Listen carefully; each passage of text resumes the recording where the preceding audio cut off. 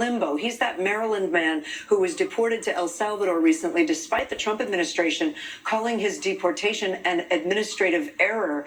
Yesterday, the High Court also temporarily paused a lower court's order for him to be returned. Joining us now, NBC News senior Homeland Security correspondent Julia Ainsley.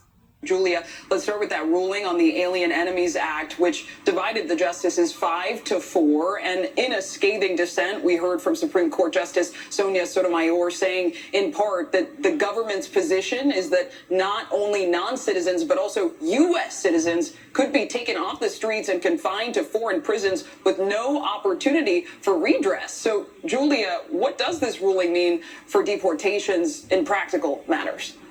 Well, Justice Sotomayor's argument there is a similar one we heard from the circuit court where they said, could you deport me to El Salvador? Because these people were taken on March 15th and more followed later to the CICAT prison, a notorious high security prison in El Salvador, with no ability to be able to have due process and to argue why they should not be removed, or for the Justice Department or DHS to present any evidence about why they were tied to these gangs. Now, what the Supreme Court is doing is they're not completely opening up for the Trump administration to be able to deport people with no due process. They say that they need to have reasonable time and notification that they would be sent to this prison, and then the ability to file for a habeas petition within the district, within the court where they are actually being held inside the United States before they are sent to El Salvador. And so what this means is perhaps a lot of scrambling and some debate about what reasonable time means and exactly what they're going to need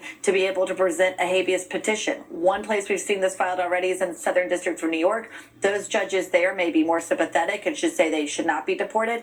Another area may be South Texas, where we see a lot of people detained, and the judges there, if it goes up to the Fifth Circuit, that's a traditionally more conservative court and region of the country. That could be a place where they're denied. And so there could be a lot of different opinions and different interpretations of what the Supreme Court has said.